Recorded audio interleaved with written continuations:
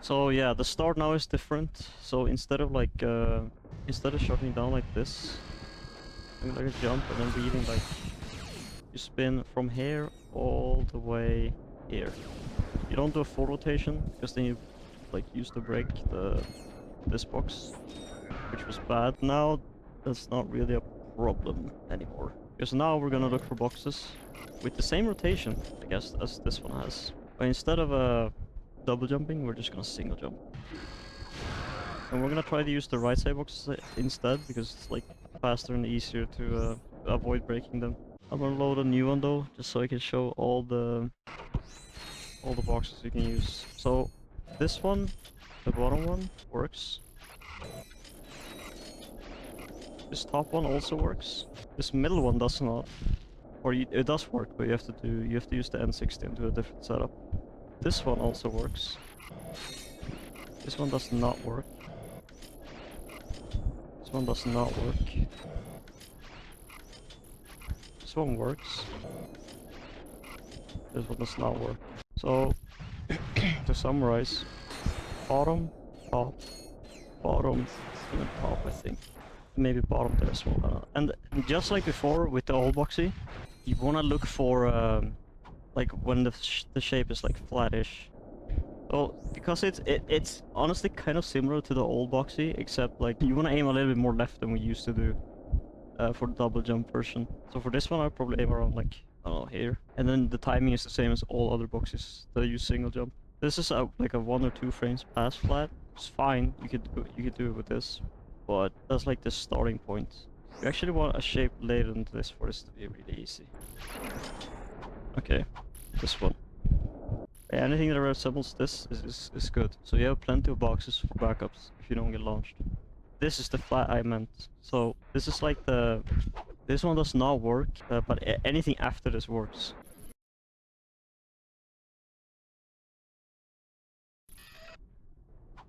Yeah, this is the real flat one. I can show you this too.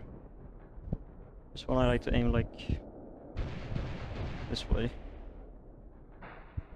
Like in between this part and like the right side of this rock. Like here. Like right in between. It's not super exact. There we go.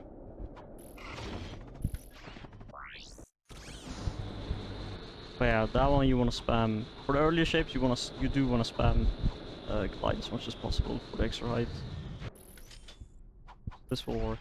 This one I like to aim around like a little bit left of this rock, maybe like right in between. And where it stands, it doesn't really matter too much from what I can tell, but I would maybe stand more to the right, if anything. And for this one, you want to spam. Like for the early ones, you do want to spam glide a bunch.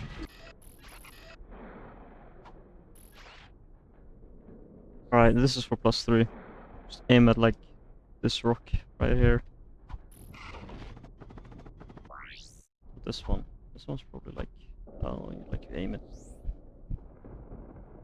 This green line. Or slight green grayish, I don't know what to call it.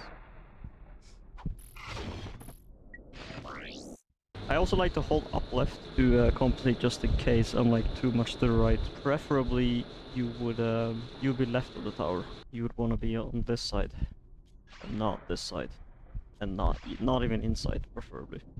But for most of these, from what I can tell, I usually end up being too much to the right. So yeah, I would just like hold up left for all of them.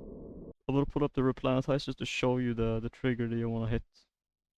Just so you know that if you fail, and you're maybe unsure why you failed, then you can just like refer to this to maybe like adjust. Because in general, when you do these boxes, if you aim more right, you get sent more right, and if you aim more left, you get sent more left. So if you notice that, oh, I'm getting sent a lot more left than I really want to, then you can adjust by aiming a little bit more right next time. It's a cuboid. Yeah, so this is the trigger. So for the boundaries of this, its height is about as high as the tower. It's slightly underneath, but I mean, it's basically you want to be like no higher than this tower, and you want to be no lower than like these rings around the beams here. Not the first ones, because I think there are ones here, yeah. But these second ones. You can see from above. We're basically getting launched from here to here. So it's honestly kind of, since it's so far away, it's kind of narrow. If this box was like over here, we would have way more leeway in where to like how meticulous you would have to be with the lineups. But unfortunately, it's kind of small and it's kind of far away. I guess you could say like the very like leftmost part of it is like right in between this thing and this building, which would mean like at worst no more left than this way. Wanna be in between here to in between here, pretty much. I don't know if I mentioned, but the enemies here have a cycle, so I would recommend, if you can, try to get down as fast as possible. So it makes it easier to kill them, the like disruptions. I guess if you're curious, here's how to like charge through the railing. Basically, you just like charge at it, and then right before you just like shoot. You kind of wedged underneath like this, and then you just charge again. You want to make sure you hold forward entire time though, so like this. And even better, instead of pressing circle, is you hold it. Because then you already have this charged up once you land there, so you can immediately weave. Oh yeah, and then we weave the entire left side. So like a full half circle to the left. From my experience, when you jump and weave, not only is it like slightly faster, because you turn around faster, you run less of a risk of the enemies flying into the crates and breaking them, from what I can tell. That could be placebo, but I feel like I've done it so many times, and every time I jump, it just like, they don't even fly here. But if I do it standing, both of them fly here. Like, it could just be luck, I guess, but like, I don't know. Like, see, yeah, that time they didn't, even though I was standing. This time they both flew again. What if I jump? Oh, no one. If I jump again? Nope, no one. Again, no one. So yeah, it's like 4 for 4 for the jumping strat.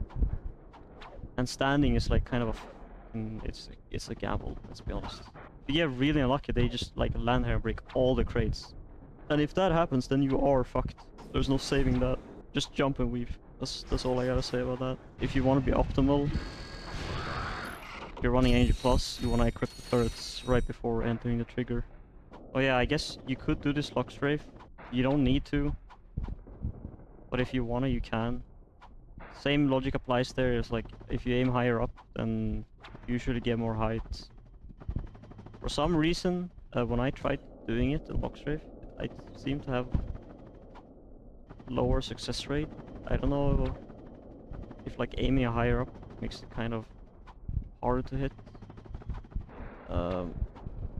But honestly, I don't want to use lock strafe anyway, because when you hit the trigger, you want to be out of lock strafe for the fight anyway, because like you want to be able to you want to fight Neffy properly.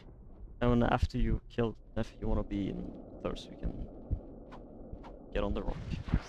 I mean, I guess you could do the lock strafe, but like I don't know why you would want to.